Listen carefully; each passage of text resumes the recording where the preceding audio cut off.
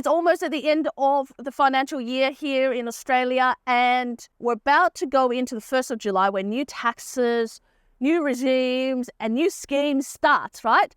And one of the key ones that's starting in Victoria is the CIP tax, Commercial Industrial Property Tax. Now, how does that apply? There's a lot of mystery around it. How is it actually going to take effect? Is it going to affect the property prices in Victoria?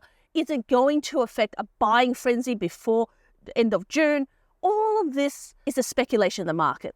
And in reality, what's happening in the Victoria market is that it's pretty stagnant at the moment. And a few things drive this. Firstly, they've had COVID lockdown, one of the harshest lockdowns around the world, and that's really ricocheted and affected them. And it probably will affect them from the next 1 to 2 years continuously, because people don't forget these things and they're worried about having it again every time winter comes and there's the talk of COVID in the air, right? So it's going to take a couple of years for that to wash out. So a lot of people don't want to invest in Victoria or have actually left Victoria.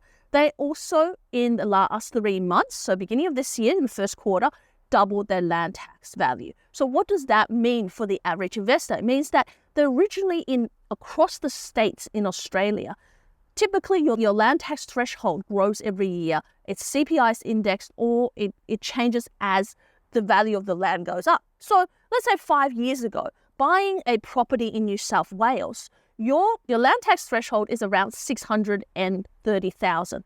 Now the land tax threshold is over $1 million, right? So over the 5 years, it's actually grown as the value of land has come up in New South Wales. Especially it's for people who buy around Sydney. Imagine if the threshold was still at 630 and you're buying a $2 million house today versus back then 5 years ago, you're buying a $1 million house, right? And the value of the land has doubled. It wouldn't be fair. Everyone will be paying a lot of land tax. Well, that's exactly what happened in Victoria. So the government kept the threshold the same, which is 250,000, which is ridiculously low. And they've been keeping it at that for a long, long time. But what they did was they put up the value of the land. So they doubled the value of land. So in an instant, everybody, even those people who were under the threshold in their property value in an investment, had to pay land tax. So everyone was in arms, and literally the expense of owning a property in Victoria doubled, right?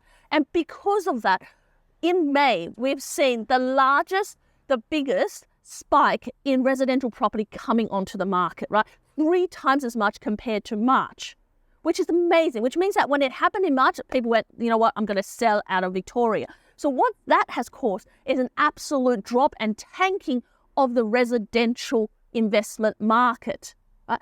And it also meant that it's even harder to get rentals, because these people who are usually investors who are renting kick their tenants out and put it on the market and owner-occupiers could buy it. But at the same time, the property prices dropped, right? So people didn't make any money from it because now they're paying high land taxes and they're taking a capital loss on their property, right? So that's left a bad taste in their mouth. And of course, the rest of Australia sat back and saw it and went, you know what, I don't really want to invest in Victoria. The flow-on effect of something like that is that there's going to be a bit of a negative sentiment in the market for investing in Victoria. Now, going forward from there, what we have is now they've brought in a CIP tax, which is a Commercial Industrial Property Tax. Now, what the CIP tax is actually formulated around that owner-occupiers cannot afford any more commercial property because it's so expensive, and investors have come in and basically price them out of the market. Land, of course, value has gone up and doubled in Victoria in the last 3 to 4 years in the industrial space.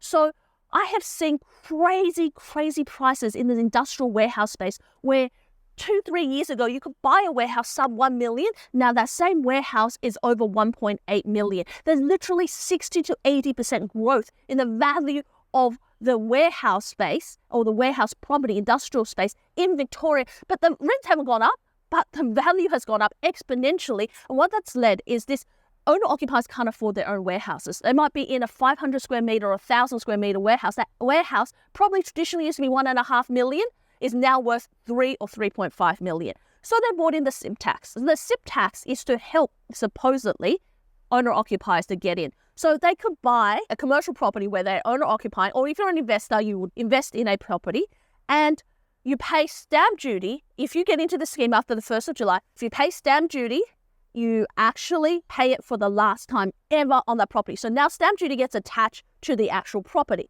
So let's say that you're buying a $2 million warehouse. You go there, you buy a $2 million warehouse, it's in Victoria, you sign the contract after the 1st of July. So if you sign the contract before the 1st of July, this does not apply to you ever. Does not apply for you ever until you sell it, which applies to obviously the next person buying it. But for you holding it, if you're holding it for generational wealth or forever, this tax does not apply to you. 1st of July, it happens, right? So let's say you buy the $2 million warehouse, you now have to pay stamp duty for the last time. So stamp duty for the last time means that on that warehouse, the stamp duty, by the way, in Victoria is also the highest around the country by about a 1.5%. Most states are sitting around 4, a little bit higher than 4. Victoria's about 5.5 and probably going up. So 5.5% or 2 million is $110,000. $110,000 is what you need to pay. Now, but that's the last time you pay the stamp duty. Once that stamp duty is paid, there's no more stamp duty attached to that property. That's it, forever. What happens from there is that you get a 10-year break, which I think is a bit of a fallacy, right? You get a 10-year break on paying the SIP tax. So you get a 10-year break as a privilege paying stamp duty on the last time on the property, which doesn't quite make sense. See, land tax still applies. This is the most important thing. Land tax and the new SIP tax are separate. So you still pay land tax on the property. So let's say you bought a $2 million property. Your land tax might be sitting somewhere around, let's say, that maybe 5 to 10K mark, right? You will continue to pay that, or you might pass it on to your tenant, or if you're owner-occupier, you pay that as well, right? So now, from this, what happens next is that you pay the stamp duty, you don't pay anything else, you still pay the land tax, there's no more other taxes on this property. There wouldn't be any more taxes on this property anyway, right? Even if you paid stamp duty on buying it, right? However, after 10 years from the date you purchased the property, let's say you did it 1st of July, 2024, the 10-year period finishes the 30th of June, 2034. 1st of July, 2034, you get hit with a bill. The bill is 1% of the value of the land of your property as the SIP tax, CIP, SIP tax, commercial industrial property tax, on top of your land tax. So if you bought a property for $2 million, and let's say the warehouse is worth $1 million, the land value is worth $1 million, right? It could very well double to $2 million or $3 million in the next 10 years, right? I mean, if you look at the history of the last 2 to 3 years, it's gone up by 80%, right? So let's say in the 10 years, it just doubled itself, right? 1 million to 2 million. You get hit with a 1% tax based on that 2 million, that because it's a commercial industrial tax, right? And that adds on to your land tax. So that is actually $20,000 more. Now, one of the debates out there is we don't know if we can pass this on to the tenant because in their leases, they don't specify, right? It's technically statutory outgoing and technically you could apply it, but there's all this dispute that hasn't happened yet. And I'm sure we're going to see a case in either VCAT or the Supreme Court where people are challenging that. And we're going to see lots of exclusions in leases that would exclude this tax as well, especially for tenants who have options. You might have a tenant that has a 3x9 3-year options, an option of 5x5 years, right? All of this. So we haven't seen it yet, but it actually means that it's more expensive now to own an industrial property in Victoria. And I think what will happen is that while it's in that 10-year holiday or window, it's really great. You can trade and sell and people will retain the value. I think once the SIP tax comes in 10 years' time, the value of that property will actually drop, right? People are going to purchase it at a lesser price because they're accommodating and accounting for that actual tax, right? So you might have a little bit of growth, but in the future, it will probably drop as that tax comes in because people got to take into account. Imagine your tenant paying $120,000 on a $2 million property, $120,000, which is roughly a 6% yield, which you're not going to get that in industrial in Victoria at the moment. But imagine them paying $120,000 net and it's worth $2 million. And now you have to take out $20,000 because the land's worth $2 million, right? $20,000. And now you're $100,000 net rent at a 6%. Well, you're going to see your property drop to probably somewhere around potentially 1.8 million, right? So that's a $200,000 drop. That's a 10% effect on the actual value of your property. Now, that's not going to come in now. Of course, it's not going to come in now, but it will probably come in. So you've got to think about that when you invest, and whether you choose to invest in Victoria now or later really depends on your strategy. And this comes back again. Strategy makes the investment. Strategy helps you to grow the portfolio. Strategy grows your wealth.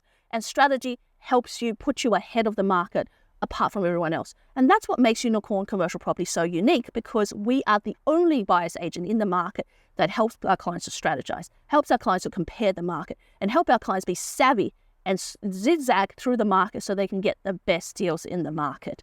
So if you want to find out more information how we can support you through your commercial investment journey, click the link below, book in for a strategy call, but also join a free community of like-minded people through our Facebook group. So there's a link below there as well. Check out my other videos where we're talking about how to finance commercial property, how to grow your portfolio through commercial property, how the yields actually work in commercial property, and what is the best type of commercial property to invest in right now in this market. Thank you for joining me. See you in the next video.